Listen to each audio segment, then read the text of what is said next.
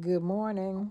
If you're new here, welcome. My name is Donna, and this channel is about real life, real marriage, real wisdom. I've been married a long time. Not a perfect marriage, not a fairy tale, the real one, with two real people who had to learn each other. And what I share on this channel is not theory. It's lived experience. This is marriage wisdom for wives who want a long marriage. Let me tell you something nobody likes to say out loud anymore. A lot of women want peace in their marriage, but they don't want to do what actually brings peace. They want peace, but they still want to argue every point. They want peace, but they still want to correct everything. They want peace, but they still want to win the conversation. That's not how peace works. You can't nag a man into becoming softer. You cannot accuse a man into becoming better. You cannot shame a man into becoming loving. All that does is build walls. And most women don't mean to do it. They are tired. They are frustrated. They feel unheard. They feel alone inside the marriage. But how you respond determines where the marriage goes next. If your husband is still in the house, you still have influence. That doesn't mean you control him. That means you influence the environment. Every house has a temperature.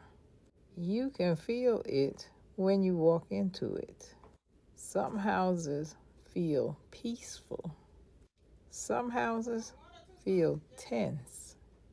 Some houses feel heavy.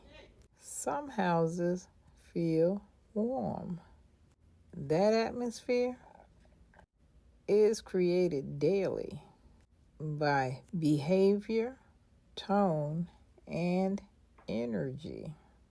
You decide how you speak when he walks in, how you respond when you're irritated, how you handle conflict, whether your home feels like rest or like pressure.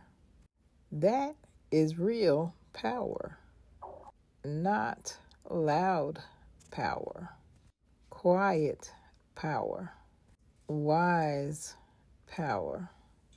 Let me make this practical. This doesn't mean ignoring cheating. This doesn't mean tolerating abuse. This doesn't mean being a doormat. It means being strategic instead of emotional. It means choosing timing instead of reacting. It means choosing tone instead of snapping. It means choosing peace instead of ego. Some battles are not worth fighting. Some words don't need to be said. Some moods don't deserve a reaction.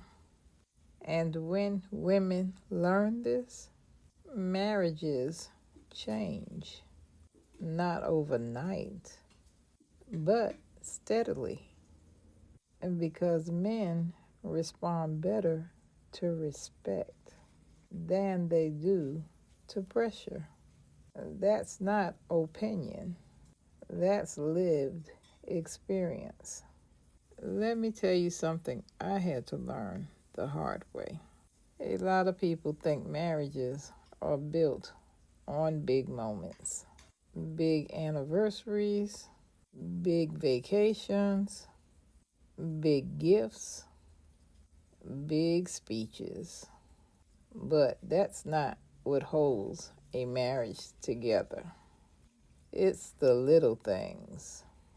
It's whether you speak when you wake up in the morning.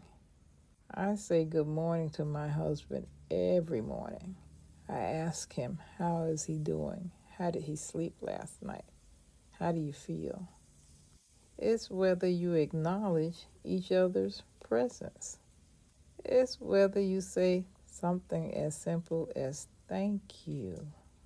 It's whether you apologize when you are wrong. It's whether you still show care when you don't feel like it. People don't usually break up because of one big fight. They break down because of years of neglect.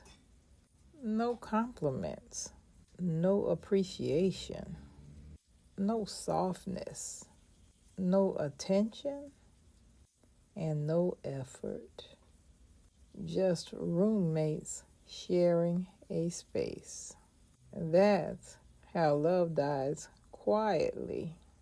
And I know that because I've lived long enough to watch marriages around me fail. Family and friends. People who were married longer than me. And when you really listen to their stories, it's not usually betrayal that happened first. It was the disconnection that happened first. They stopped talking. They stopped laughing together, laughing at one another. They stopped touching each other. They stopped caring about each other's feelings. That right there, that is the danger zone. And let me tell you something else that people don't like to hear. You cannot, and I'm going to say this a third time, you cannot control your spouse, but you can control yourself.